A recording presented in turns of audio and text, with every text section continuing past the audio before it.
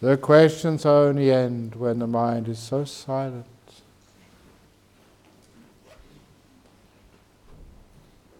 Just like that. Anyway, here we go, some questions. Oh, these are the best questions. Wow. These two are very, very deep. Wow. I'll leave that to someone else to answer.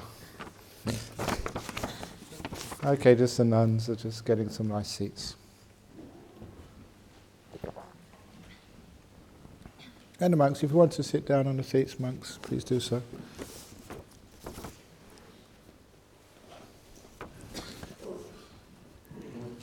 Okay, and the first real question here was, in your guided metta meditation, you usually ask us to begin with an object which can arouse our kindness, such as a cat, a baby, and you leave sending metta to ourselves to the last part. However, in traditional metta meditation, we usually begin with sending metta to ourselves. So do both ways work? Any difference between the two? Thank you. In today's world, it's very hard to send metta to yourself. It's so easy to send metta to other people. You can stroke a cat, you can hug a teddy bear, but how many of you can hug yourselves? Can you do that? Okay, please follow the following exercise. Hands out, right out, bring the arms in, just follow me. As you bring the arms in, oh, I needed this, oh yes! Could you do that fully like I did? Or did you feel a little bit embarrassed? If you felt a little bit embarrassed and you couldn't do that all that well, that just shows you don't know how to love yourself.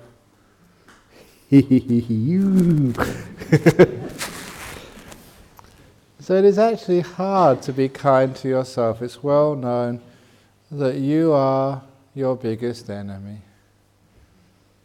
And so sometimes asking people to send loving kindness to themselves, at the beginning it stops them, the very beginning. They can't go any further.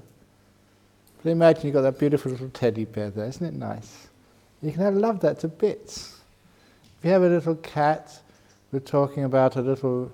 This afternoon there was a rooster, someone left a rooster in our monastery, and apparently it took 5 monks to catch it today.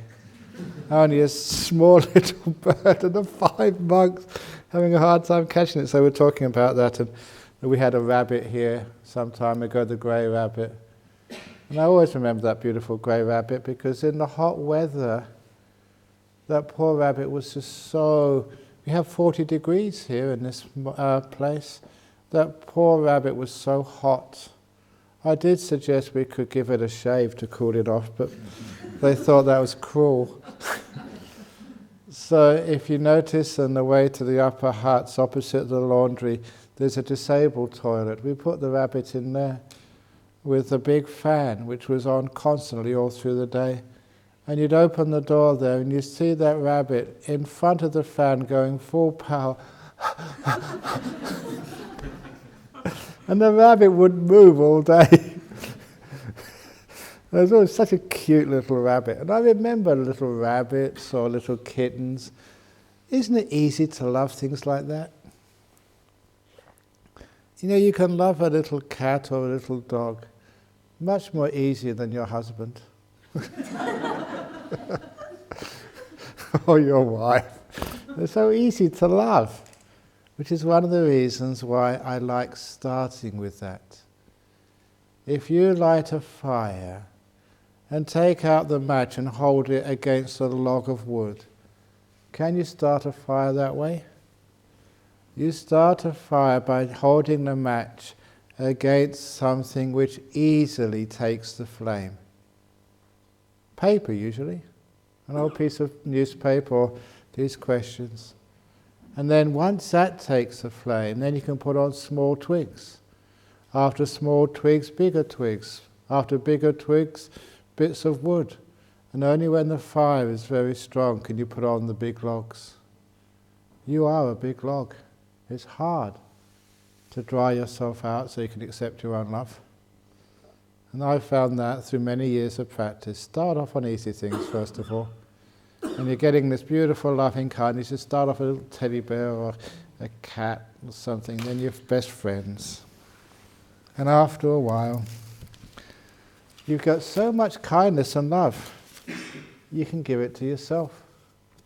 But usually you can give it to all your enemies as well. And there's sometimes think, how can I forgive that bastard, what they did to us? They're just terrible, you can't forgive them. But you know, when you get lots and lots of kindness up, it's such a strong fire, the wettest, sappiest of logs can dry out and be burnt. And it's amazing, you get so much love and kindness in you, it's just so strong.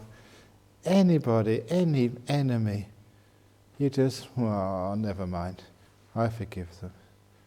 And it's amazing just how powerful the love can be once it's strong. You've got to build it up on easy stuff first of all, and then it can go to anywhere or anything. Sometimes we don't realize the power of loving kindness can be felt not even just by people, by machines as well. The famous story of one of the people who was an anagarika here for 1 year.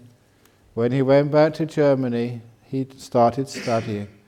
And this absolutely true story, the first day on campus, he went past the ATM machine. And the ATM machine made a noise. He called it the gurgle. And he thought that the ATM machine was welcoming him onto campus. So from that day on, he'd always spread loving kindness to his ATM machine. May your notes never run out. May the electricity be never cut off. May no one get angry at you when they find out they've got no bank balance left. May you always have a happy, wonderful time. He would actually give loving kindness to a machine. And after 3 months it paid off. He was sitting having his lunch in a bench by the ATM machine, only maybe 5 or 10 meters away. He'd been sitting there for many minutes, maybe a quarter of an hour, half an hour. No one had come close to that machine when he heard the familiar gurgle again. And he turned around to see a 20-euro note come out of the ATM machine. No one had pressed any buttons, put any cards in there at all. It was the result of 3 months of loving kindness. You are kind to ATM machines, and eventually the ATM machine is kind to you. Have 20 euro. And for a poor student, that was a lot of money. So, and that was absolutely true story. You know, he came to Buddha's Weg, before, and just I kept asking. Many times I've asked him, "Was that true?" He said, "Yeah, absolutely. I wouldn't lie to you." So even an ATM machine can receive loving kindness. And so many other machines, your car, your computer, it doesn't work. What do? Stupid machine! I've told this to many people, and people have told me their stories. I remember one lady in Nolamara said, "Oh no, this is the copy machine, the photocopier." He said in his office, he's always kind to machines. And he's always kind to particular photocopy machines. So he had lots of photocopying to do, maybe 60, 70 sheets. He went to the photocopier and just stroked it, and like being nice and kind to the photocopier. Put his stuff in and it all came out. And it was only afterwards he actually saw that the piece of paper which said out of order had actually fallen off. No one else could use that machine. They couldn't believe he got it to work and did so many sheets because he was kind to it. A lady, her car broke down. She brought the RAC, which is a local people who, the AA I think it's called in Hong Kong, tried to fix them. They couldn't fix it, so she just was kind to it, stroked it, and it started. It's amazing, just even machines can actually feel kindness. I've seen that too many times myself. So if you are short of any money, ATM machine, may you be happy with that. I really love you, ATM machine. It actually works, you'd be surprised. Next question. I used to do some Buddhist practice like chanting mantras, sutras daily, no matter whether I really want to do that day I try to do as a habit to keep up the momentum. Sometimes I feel like I push myself too much to keep the habit, but I don't feel good if I give up. What should I do? How many times do you eat a day? Is that a habit? Do you have to force yourself to eat?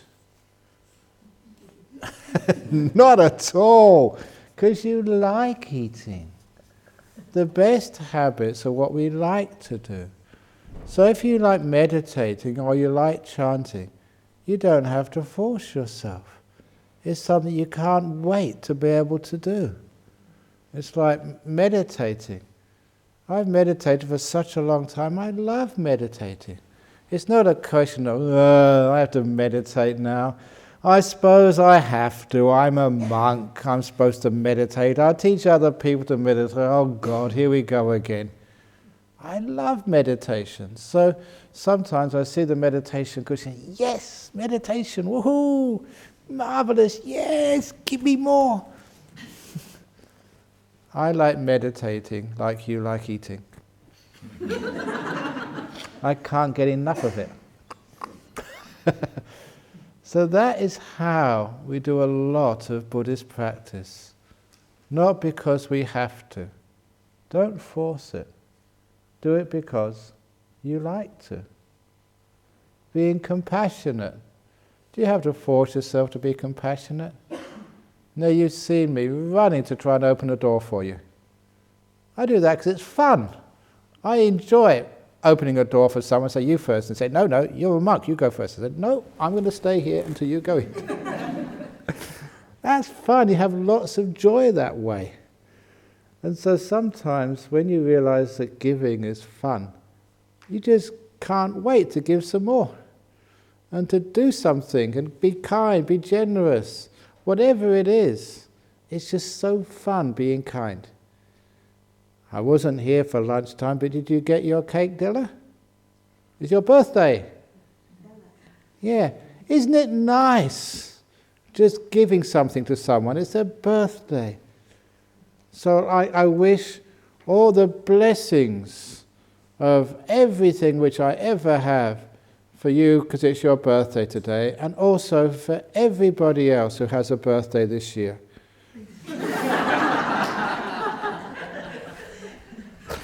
May you all be happy and well. May you all have a cake today. So doesn't that give you a lot of fun? And it gives everyone else fun as well. So do you have to force yourself to do this? No, it's someone's birthday. I suppose I better get a cake. And instead you change attitude and life becomes so much joy and fun. You do good acts of kindness, generosity, compassion, helping one another for the sheer fun of it. For those of you who've gone over to Bodhinyana Monastery for lunch, just for some variety, all those people who go there, they don't get paid. They don't get told to come. They got up really early in the morning. On Wednesday, one of those girls, she's in her 70s now, I think, got up at 3 o'clock in the morning, actually said 2 o'clock, to cook, because she was excited. She just loves to do it. And she's been doing that for over 30 years, every Wednesday, unless she's very, very sick or overseas on holiday. And you ask all these people who come to offer food to the monks. I used to do this just for fun. I said, what do you do this for? And they said, because we like to, we enjoy it, we have fun. That is what generosity is all about. Not because you have to, not because you're trying to make good karma so you get a nice rebirth in your next life, for sheer fun right now. So that means it's not a habit anymore. You're understanding why to do these things, whether it's meditating, whether it's chanting, sadhu, sadhu, sadhu, for the sheer fun of it. And then it's no longer a habit. You just can't wait to do it. That's the trick. The sheer fun and joy of doing good things. It's the reward in itself. Dear Ajahn, in our job we may have to be involved in the culling of poultry due to bird flu. But in case of H7N9, what's that? That's the latest bird flu, is it? H7N9. The birds are healthy with this virus, but people may get sick. What will be your kind advice? Is we cannot quit our duty, but we feel very sorry for the poultry. Okay, if you've got to do that to keep people healthy, some of this is because we live an unnatural life. The poor birds are kept in cages rather than running free. And I think that's the way we have industry. It's not that really helpful. So the birds are healthy with this virus, but people may get sick. Well, can't you leave the birds alone? And they can take over Hong Kong, and you guys can go over to mainland China. Because Hong Kong's an island. That'd be like quarantine for the birds. I don't know. But look, if ever you have to do that, ask forgiveness first of all. Say, but look, I'm sorry we have to do this because, it's unfortunate that it's our law, it's my duty, but I'm really sorry and I really wish you a very healthy rebirth. And don't get reborn as a chicken again. There's many other birds you can get reborn as. Like the beautiful cockatoos you have over here. They can fly free and they never get eaten. They just live a nice long life and afterwards they die. I don't know where they go when they die. I never see the dead birds. Obviously they die somewhere and they have a nice time. Maybe they get buried. Maybe there's a graveyard somewhere with all the dead birds. Who knows? But we try and do the best we can, but if we have to, then we just ask forgiveness. And many of you may not know, but when you do have a cat or a dog and it gets sick and it has to be culled by the vet, my advice what to do. If you take your dog or your cat, it's got cancer, and the dog says we have to euthanize it, put it down. In other words, kill it. What do you do? And for a Buddhist, it's always a very difficult thing because, you love your dog, you've got to be compassionate, but you're not supposed to kill anything. So what should you do? And the answer is very, very simple. You ask the dog, you ask the cat, do you want to die or do you want to carry on?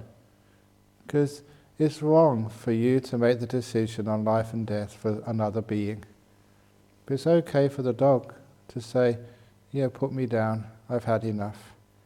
And it's a very practical method. There's a lady, she was at our monastery a few days ago, see her very often, Judy. I always mention her story because she had this beautiful little dog and it got cancer. And if that's the dog you love and care for, you look after it. It doesn't matter how much you spend, it's like your child. You go into debt. But she gave the dog everything she possibly could. And then she took the dog to the vet, and the vet said nothing is working, the cancer's, got much worse. There's no hope for your little dog. Can I have your permission to kill it?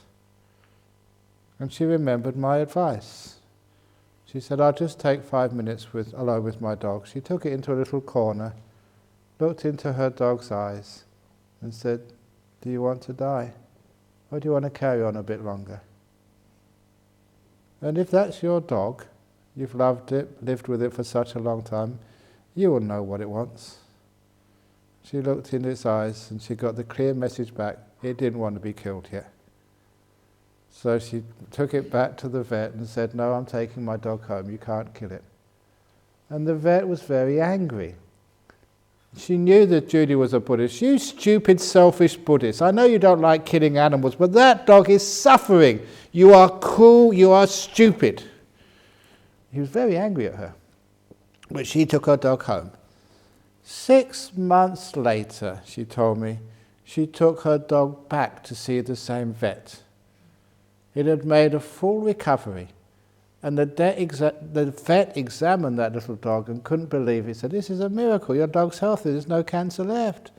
He said, yes, I just thought I'd bring it back to show you. You Buddhists are so wise and compassionate. Totally changed when you see what was going on. That dog knew it had a chance. And the dog took the chance. The vet couldn't know, you can't know, the dog knows. So I always say, and if the dog actually looks at you, we had a cat some years ago, it had cancer of the nose, and we just gave it everything we possibly could. And eventually, we took it to the vet, and the vet said, no, we've got to put it down. I said, no, the cat doesn't want to go.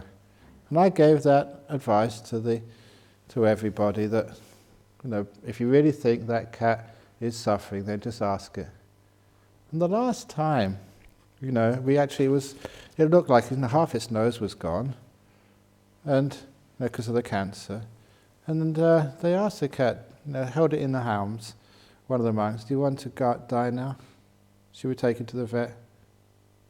And the cat nodded its head. So we took it to the vet and gave it the injection to put it down. It was the cat's choice. Not my choice, not our choice. You just have to be sensitive enough to know your animal, and you know what it wants. And that's a very beautiful way. Solves a problem.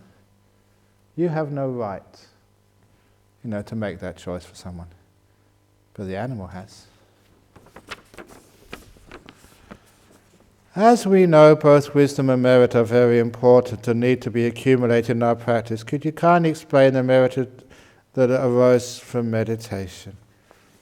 Merit or good karma, as one person said, is a step closer to enlightenment. That's merit.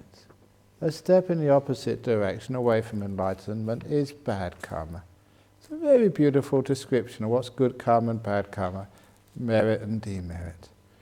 So when you meditate, do you get closer to enlightenment? Of course you do. And how can we call it merit? It means you're happier, more peaceful, more healthy. And it's not just for you. That sometimes people think, oh, you're meditating, that's not helping other people. But of course you know it is. Your meditation will make you kinder, more sensitive, please excuse me, less of a pain in the arse for all the people who have to put up with you. You're kinder, you're more gentle, more peaceful, a much more wonderful person to be around. That is your gift to others. And it's also, when other people see that you are more peaceful, they get more interested in Buddhism too. There's many, many people come to this center, not because I've converted them. It's that their wife, their husband, their kids have come to this temple, and they've seen the effect it's had on them, and they say, this is what I want to. There's one Sri Lankan monk, I always remember this story, no, not monk, sorry, man. He was an engineer in the Department of Minerals and Energy.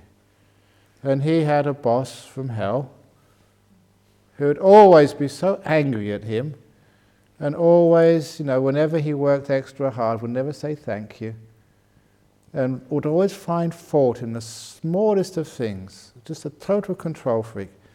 And this engineer just wanted to go to some other department or change his job, and it was just so difficult to find another placement in that department.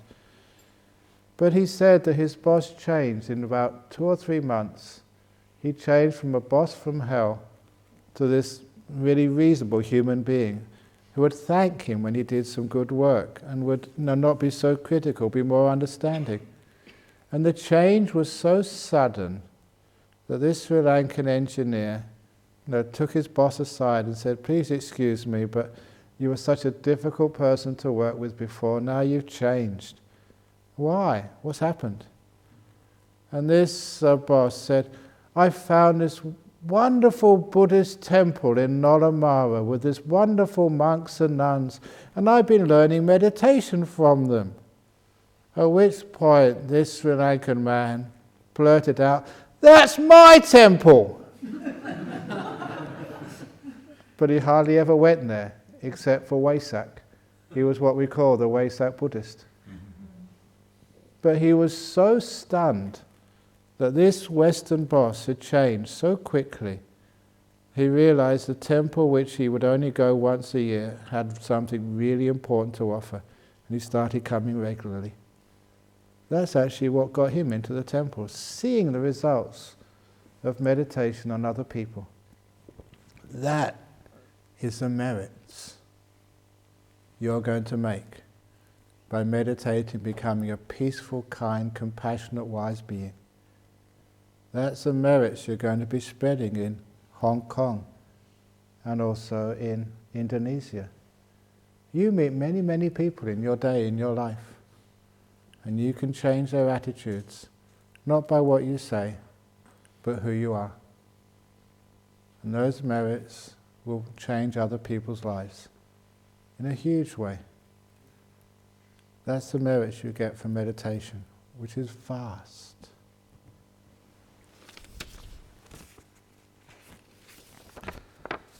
Dear Ajahn Brahm, is there anything we can do in this life to help us be born into suitable conditions for Dharma practice in our next life?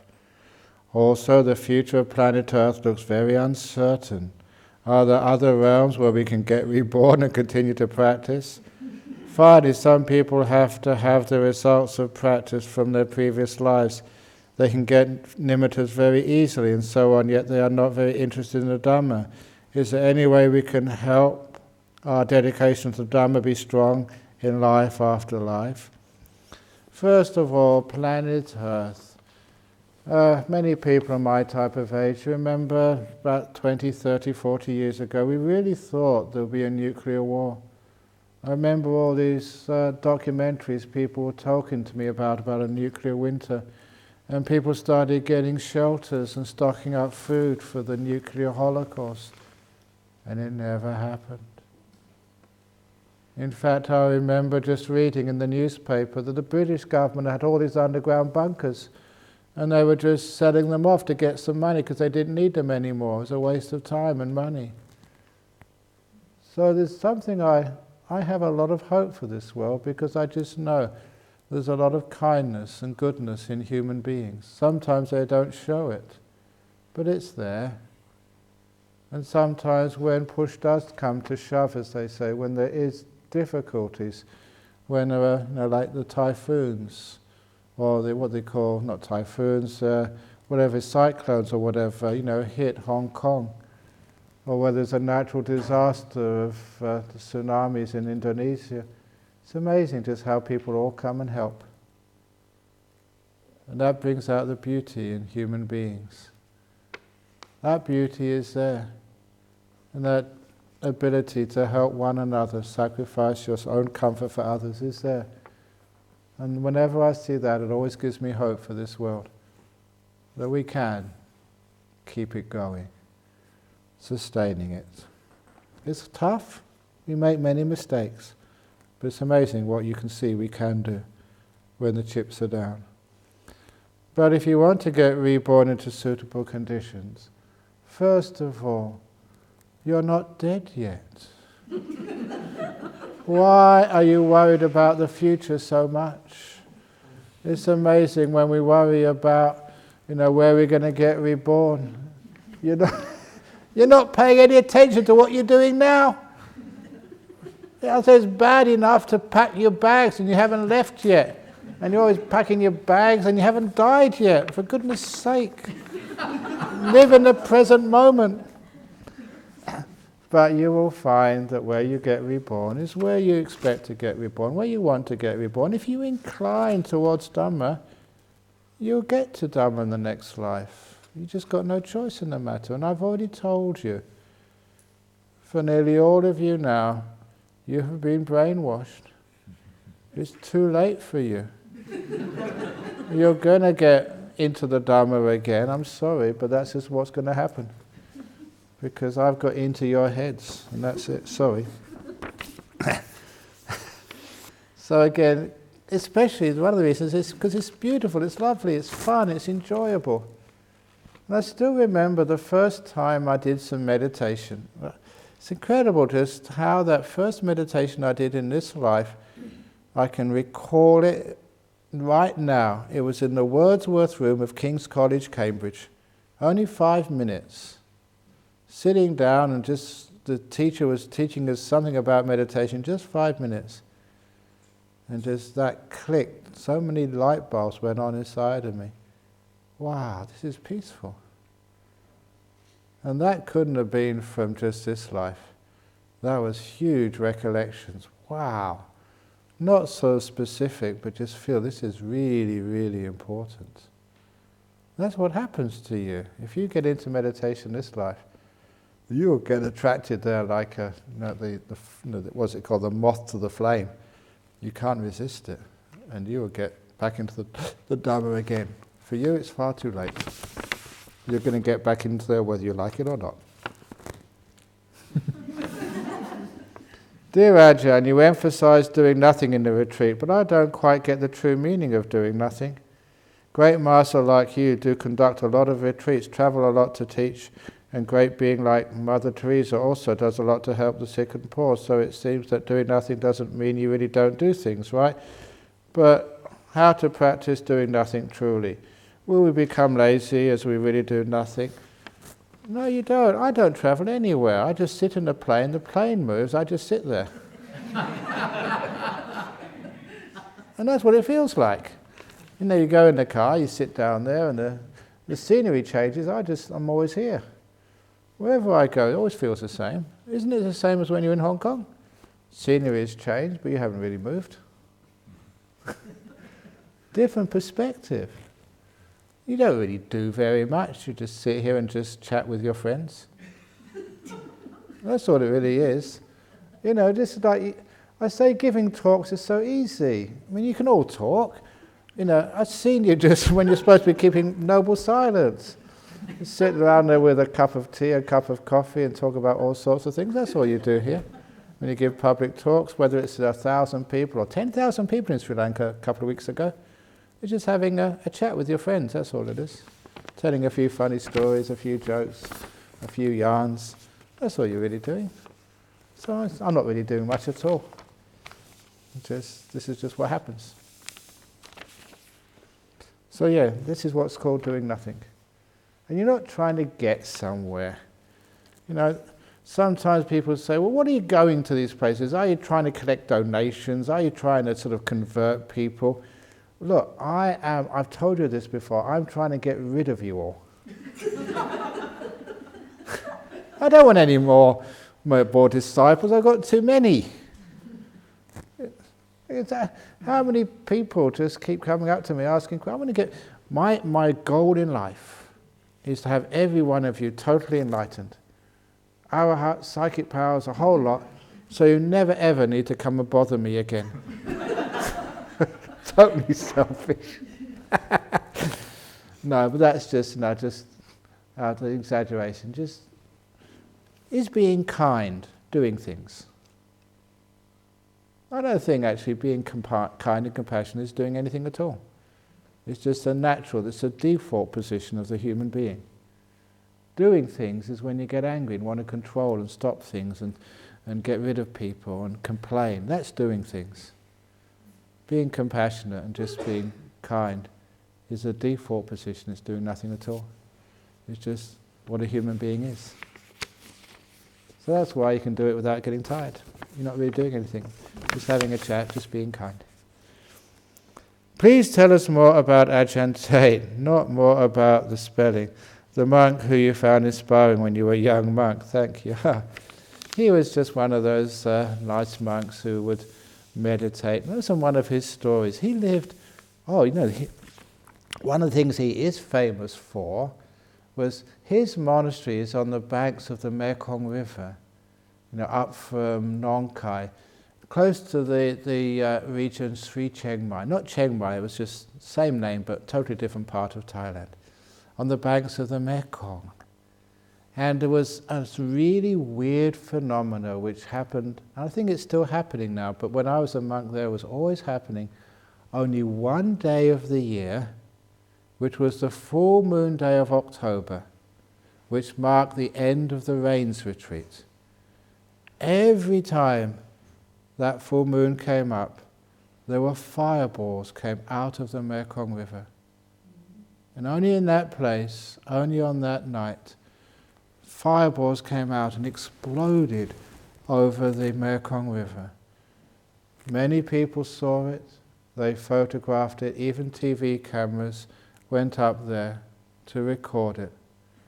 No one to this day knows why they came and what they are. And this monk would often say, these are Nagas, these magical beings you read about in the sutras. They lived just in the depths of the Mekong River, just by that area.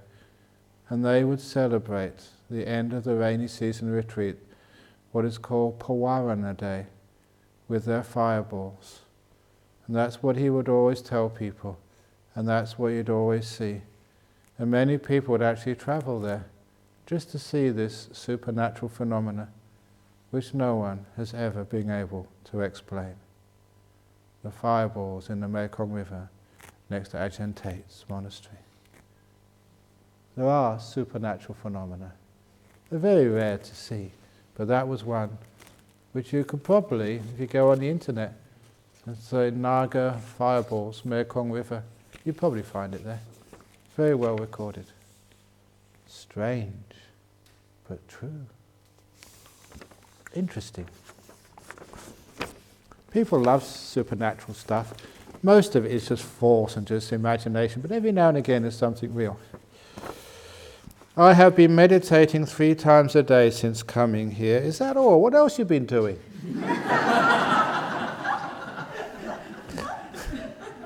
How many times have you been eating since you've been here? Anyway, I have been... Sorry, that's really good. Sometimes I haven't done any meditation before, so well done. I shouldn't have said that. I apologize.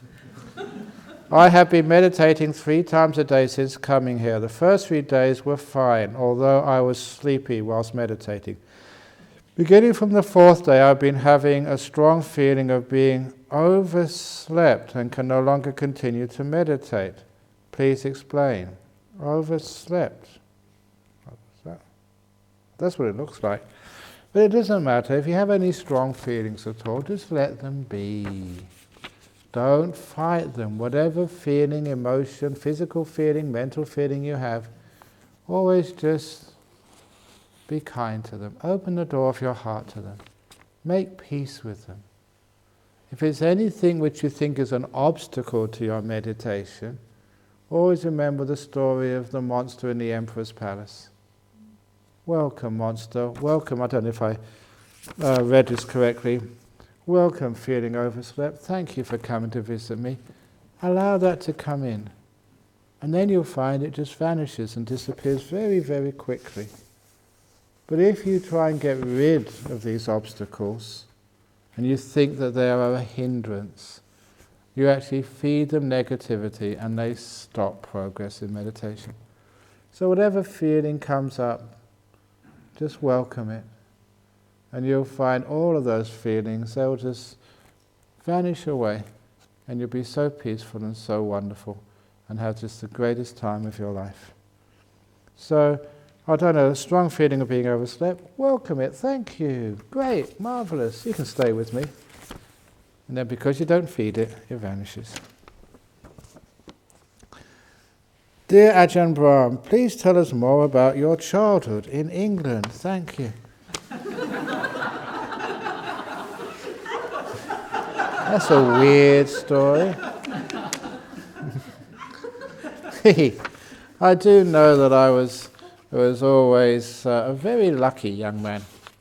Always tend to get out of trouble and always have a wonderful life. Because the other day, one of the new monks over here, he comes from Liverpool. He was born there. My father came from Liverpool. And the other day, for his ordination, he made what is called a chip butty. And a chip butty is something which only people from Liverpool can understand. Very simple. It is just a sandwich of chips. Bread, butter, and just the fried potato chips. No, not the crunchy ones, but the English chips. And that used to be such a common favourite of my father. So when he made it for me, I started thinking of my father and the sort of things which he did. One of the stories, which is a powerful story, was he would never tell me about my paternal grandfather, my father's father. He would never mention him for years. No, he died in Liverpool during the Second World War sometime. We found out actually he was from TB, he was a very poor man. And it took me, I must have been about 14 or 15 until I badgered my father. I want to know about your father, my grandfather. You should tell me, I've got a right to know. And so my father said, okay, maybe you're old enough to know now.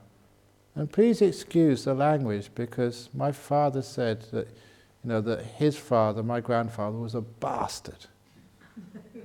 And when I heard my father say that about his father, I was really shocked. That's no way to talk about your dad. Why?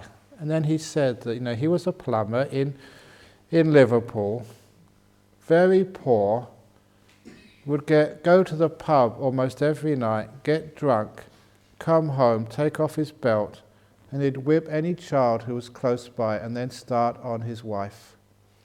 These were the days when you didn't have any laws against spousal abuse or child abuse. Just because he was drunk and just depressed with just a dead-end job, with no real hope, no real life. And so my father was a victim of domestic abuse as well, child abuse. And he said what hurt him more than the belting he would get for nothing, just being there, was seeing his mum get beaten up like that. And he hated his father for the way he treated his mother, my paternal grandmother.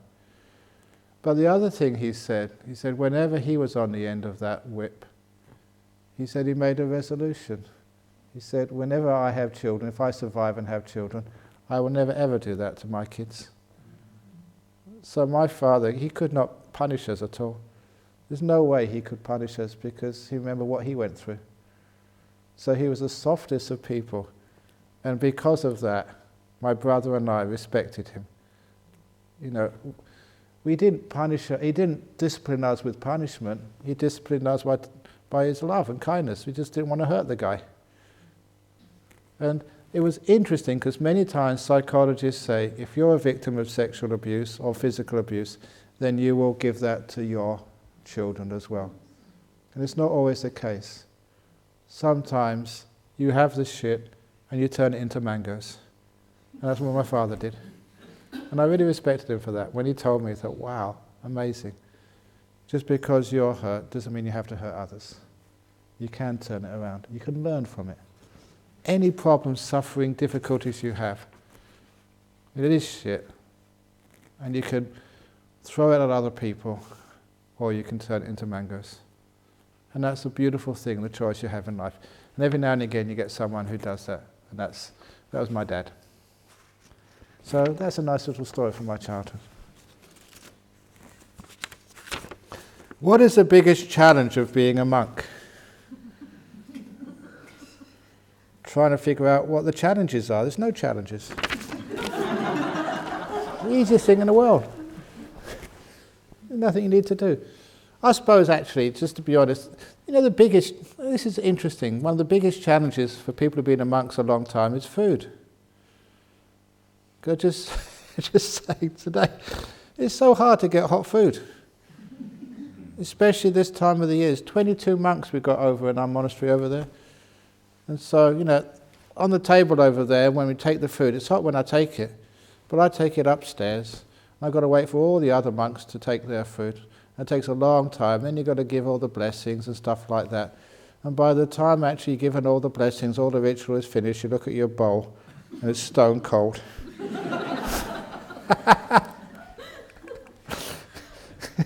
Okay, that's just life. You get used to it after a while. But every now and again you get hot food. And that's such a treat for a monk.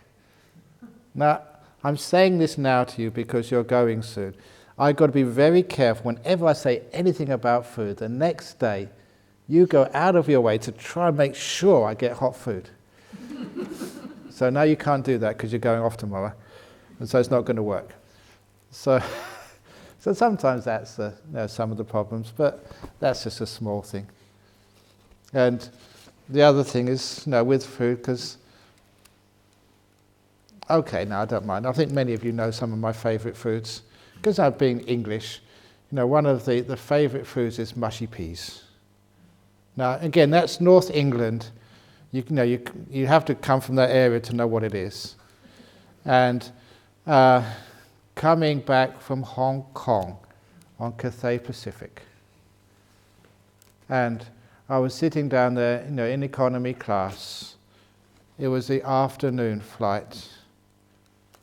And for the first time, I've travelled in so many different aircrafts, so often. And this was the first time they were serving mushy peas. And there it was, the person sitting next to me, have my favourite dish in the whole world, mushy peas. And it was after 12 o'clock. That was torture. I never want to fly Cathay Pacific again. You can see it, you can smell it. Come on, meditate.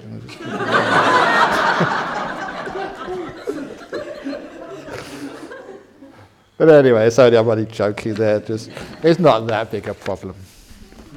But no mushy peas tomorrow, okay? You know that's Venerable Sariputta, the Buddha's chief monk, or one of the two chief monks. He had a resolution which he kept apparently throughout his whole life. If he thought about a particular type of food the day before, and if he got it the next day, he would never eat it.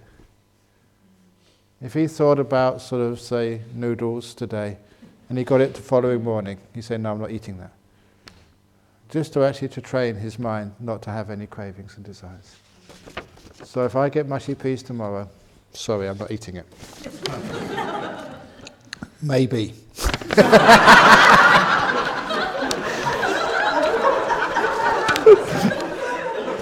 Okay.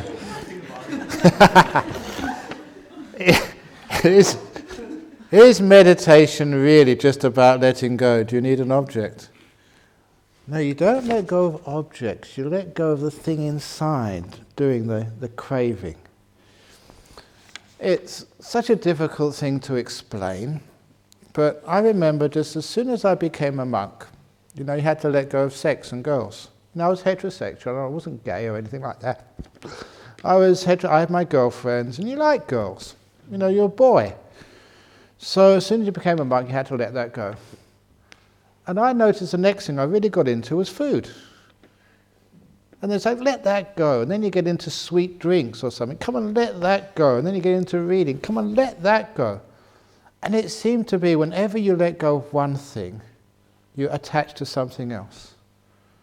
And it was so hard, to say, stop it. And then I came up with the simile of the hand. See this hand here? It always picks up things. And I just picked up the papers. I'll pick up something else in a moment. And that's what my hand always does. If I put something down, it's only for a while, it'll pick up something in a few minutes' time. And I realized that's the nature of a hand, to pick things up. The only way you can stop picking things up is to cut off the hand. And then I won't pick things up anymore. You've got to find what's the cause, what actually does the attaching. And you realize that what does the attaching is a sense of self. Me, Ajahn Brahm, Gerald, Carol. That is a problem. And you've got to cut that off first of all. Once you've cut off anatta, seen as anatta, see the sense of self. Once you've let that go, it's like cutting off the hand, then you don't pick up anything. That's the only way to stop all these attachments, to realize there's no one in here. This idea of who you think you are, that's the illusion, which I was mentioning day before. Once that's seen, then all the attachments and cravings stop. Cut the hand off, you don't pick anything up. The weird thing about that story is, I made that up myself. The simile of the hand. Trying to find out, how can I teach this? And then I was looking through the teachings of the Buddha in the Samyutta Nikaya, and I came across the simile of the hand. The Buddha got there before me. Almost exactly the same simile. And that was spooky. Because I hadn't read that before. And you got the same simile as the Buddha got. Ooh, that was really weird. It's obviously from previous lives, but I thought I'd made it up myself. But that is exactly what letting go is. You think you're letting go of what's out there. You let go of your boyfriend, you let go of your girlfriend, you let go of your money, you go and pick up something else afterwards. That is endless. What is doing all this attaching? Go backwards, go inside. What is actually doing all of this? I'm not saying who, because there is no who. What scratched your nose just now? What actually did that? So when you find out what the source of all this is, the bus driver, and see what really is in there, and you let go of that, your sense of self, your sense of ownership, even your sense of personal responsibility. You're all so too damn responsible. That's why you can't just enjoy this meditation retreat. I'm not saying be lazy, I'm saying try a little bit of irresponsibility from time to time. Especially when you're here. Give up all your responsibilities and enjoy. When you were a kid, you could have fun, play. Why? Because you had no responsibilities at all. Now you find you're so damn serious. Why? Because you're carrying all these responsibilities. You don't need to. So, I don't mean like being irresponsible for the rest of your life. For the next day you're here, be totally irresponsible. Like a kid again, and have fun. That's a bit of letting go. And if you can't do that, why not? Investigate. So what you're doing, letting go of something inside, the control freak, the doer, the sense of me having to do all this stuff, the sense of having to achieve something, having to get something, having to prove yourself to others or prove yourself to yourself, trying to live up to other people's expectations. Gee, I gave that up a long time ago. I don't know what you expect of a monk, but I don't care. I don't give a damn what you expect. This is what you're going to get. And you don't care what other people think of you. For a long time I thought, great, if people don't like me and think I'm really stupid or gross or something, that is excellent. I can be a hermit for the rest of my life. And if they like what I teach, well, okay, that's good too, I suppose. I can actually help others. That's what meditation really is, it's letting things go. Absolutely. Last question. Would you give us a guide how to share all the teachings you have given us during this retreat to our family members, like parents, brothers and sisters, or even friends that never ever learn about Buddhism? When you go home to your friends' relations, tell them you are not allowed to share these teachings.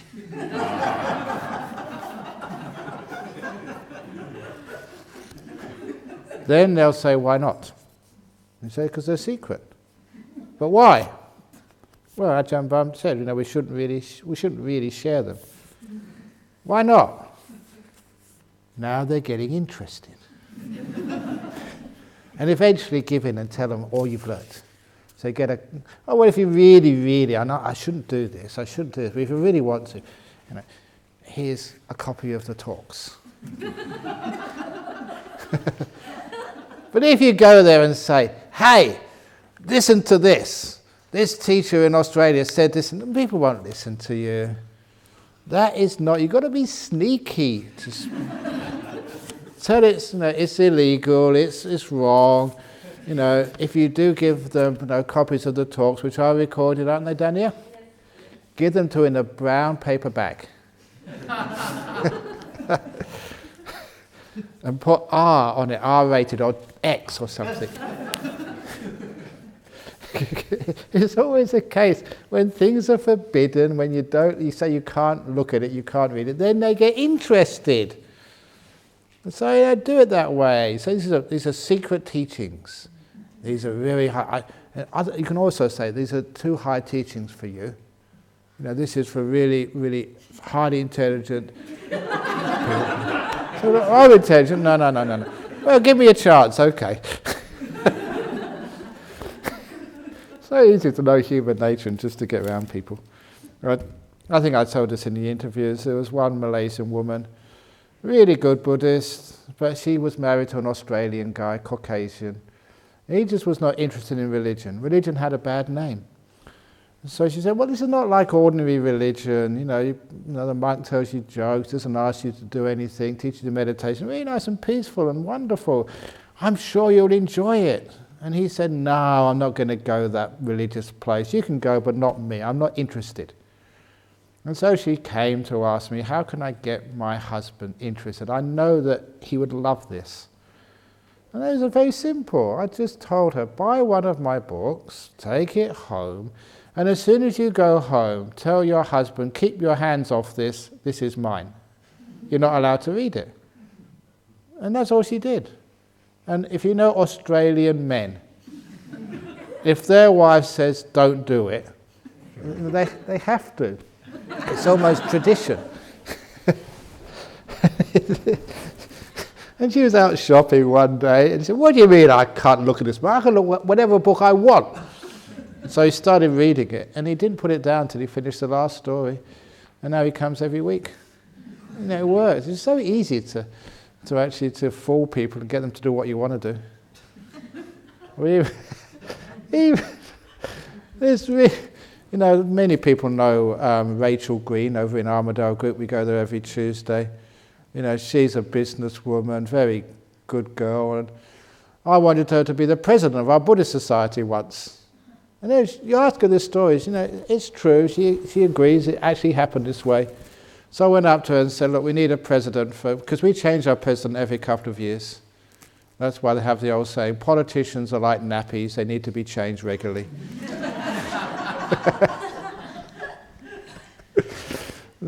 They're not politicians, but it's nice to get many people to experience, the Buddhist Society here and how it works. So many people know, as being in a committee, we don't have people who are there all the time, except me. That's why they call me not the spiritual director, the spiritual dictator. That's what they call me. The Kim Jong-un of the Buddhist Society of West Australia. But anyway, so I asked her, please, can you be our president next year? And she said, no, I'm just too busy. I've got this business and it's so much work. I just haven't got the time. So I knew that I wasn't going to get my way that way. So I just said, oh, actually, yeah, you're actually right. And I'm supposed to be compassionate. I shouldn't have even asked you because no way, I'd be a great burden on you. You do so much work already. So no, actually, please forget what I've just said. In fact, I'm going to go further. I'm going to ban you from being president this year because I know that you're such a kind girl. You probably think about it afterwards. But no, I absolutely forbid you from being president for this year. Okay. She fell into the trap so easily. She went home and said, what do you mean banning me, forbidding me? He can't do that. This is a free country. Just because he's a monk doesn't mean I have to follow him. And she was our president for the next 2 years. And she laughs when I tell her that. She says, yes, you got me, I admit it. Never try and outwit a monk. We know about psychology so much. I know tricks which you don't even know exist. So this is great when you're a monk, you know all these tricks. And so one of the nice tricks, make it forbidden, and they want to come. So don't just go out telling. You've seen that that sign on the outside of the gate, no trespassers will be converted. You know where that came from? Of course it came from me, many years ago. Because it's not here, it's an old sign we had in our monastery years ago.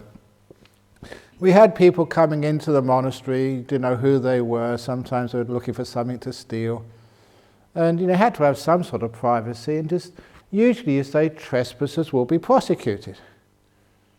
But people won't, they don't take any notice of that. So people would still come in just looking for something, bothering us. So I decided trespassers will be prosecuted doesn't work. But you put trespassers will be converted. That scares people. And that's what keeps them out. So any trespassers will be converted, and people, they think twice about coming in.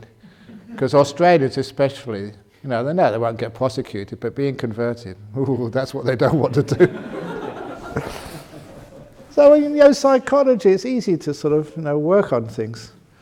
So anyway, so there we go. That's the questions and answers for tonight. And this is it your last night here? Full night? Well, you're here tomorrow, but you're just going out and going to Dhammaloka, so you'll just be sleeping here tomorrow. So this is the last chance to get enlightened. So, Mike, Daniel, can you please lock the doors? Tonight, enlightenment or bust. No going to the toilet. No going out. Shall we just do this? Enlightenment or bust all night. Yes? Yes? No, silence. Okay. Instead, I will teach you Ananda's method of enlightenment. Remember Ananda? Yeah, the attendant of the Buddha. When the Buddha passed away, Ananda was not enlightened. And he thought, if I can't become an arahat fully enlightened when the Buddha's still alive, what hope is there for me now he's passed away? He was really despondent.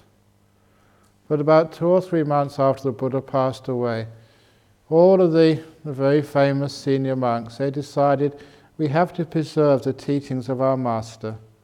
So they had this big meeting together, the first, was it called Sangha? First council, yeah. And they all came together. They decided who should come. They can't give every monk and nun the place. So they decided to have a quorum of 500. And obviously, who the best people to remember things would be all the arahats. But they knew that Ananda, even though he wasn't fully enlightened, he'd heard so much from the Lord Buddha because he was the attendant, they made an exception for him. So the following day there was going to be a meeting, 499 perfectly enlightened beings, and Ananda was the odd one out. Imagine how you would feel, following day having to go to a meeting and you're the only stupid dummy in the whole meeting. It would just be like if I made the announcement of all the people on this retreat, all of you had attained jhanas except for you. Oh, no, this is not right. So Ananda, because of pride, he spent the whole night meditating. He never went to sleep, sitting, walking, trying to calm his mind and get enlightened. And when the dawn came, he got nothing, nowhere. And he was so despondent, he just gave up. He's not going to get enlightened. He'll have to show up at this meeting, the only one who's not fully enlightened. But there was still an hour or two to go. So he decided to take a nap. And as he lay down, according to the story, before his head hit the pillow, he became fully enlightened. Now, there's an important point to that, is because he let go. At last he stopped trying. He just gave up. And he became fully enlightened. And once he was fully enlightened, he got the psychic powers as well. He decided to prove his new state of enlightenment by deliberately being late for the meeting. And they'd locked the doors, 499 inside, and they locked the doors. And Ananda came in through the keyhole. That was cool, that was awesome. That's called making an entrance. And so everyone realized, he was another arahat, so there were 500 there in the end. But to this day, we call that the Ananda method of enlightenment. So if you're not enlightened yet, I invite you to try that this evening. Lay down and see if it works for you. If it doesn't work, get up in the middle of the night, go to the toilet and try again.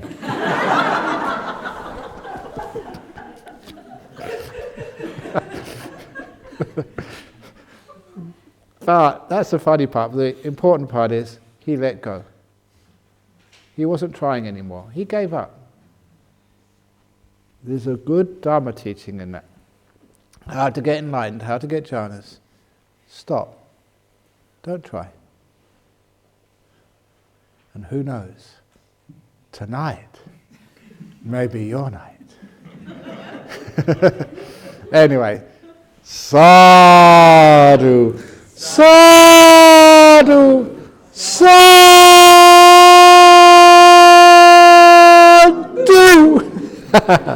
Very good. Okay.